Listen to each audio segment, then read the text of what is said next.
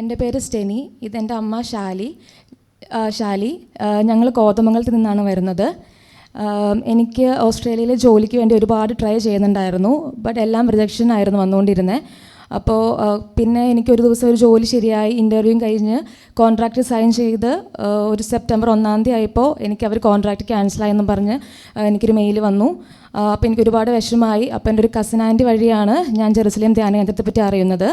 September 2 ഞാനിവിടെ വന്ന് നിയോഗം വെച്ച് പ്രാർത്ഥിച്ചു. അച്ഛനെ കണ്ട് പ്രാർത്ഥിക്കാൻ സഹായം ആവശ്യപ്പെട്ടിരുന്നു. അങ്ങനെ 30 ദിവസത്തെ പ്രാർത്ഥനയ്ക്ക് ശേഷം എനിക്ക് വേറൊരു ജോലി ഇൻ്റർവ്യൂ വന്നായിരുന്നു. അങ്ങനെ ഇൻ്റർവ്യൂ അറ്റൻഡ് ചെയ്യുന്ന തലേ ദിവസം അച്ഛനോട് പ്രാർത്ഥിക്കാൻ സഹായം ആവശ്യപ്പെട്ടിരുന്നു. അച്ഛൻ പ്രാർത്ഥിക്കാമെന്ന് പറഞ്ഞു. നെക്സ്റ്റ് ഡേ ഇൻ്റർവ്യൂവിന് എനിക്ക് വളരെ നന്നായിട്ട് അറ്റൻഡ് ചെയ്യാൻ പറ്റി. അത് കഴിഞ്ഞ് 1 മാസത്തിനുള്ളിൽ എനിക്ക് അവർ ഓഫർ ലെറ്റർ അയച്ചു തന്നു. അത് കഴിഞ്ഞ് എനിക്ക് അവർ വിസയുടെ എല്ലാം ചെയ്തു തന്ന് വിസയും വന്നു. ഞാൻ ടിക്കറ്റ് എടുത്തു. പിന്നെ ഞാൻ എൻ്റെ ഒരു ചേച്ചിയുടെ ജോലിക്ക് വേണ്ടി പ്രാർത്ഥിച്ചിരുന്നു. എനിക്കതും ഈശോ സാധിച്ചു തന്ന് അനുഗ്രഹിച്ചു. പിന്നെ എൻ്റെ വിസ മെഡിക്കൽ ക്ലിയർ ആകാൻ വേണ്ടി കൂടി ഞാൻ പ്രാർത്ഥിച്ചായിരുന്നു. അതെല്ലാം ബ്ലഡ് ടെസ്റ്റ് എല്ലാം നോർമലാക്കി തന്ന് എൻ്റെ വിസ എല്ലാം ക്ലിയറാക്കി തന്നതിനും ഒരുപാട് നന്ദി.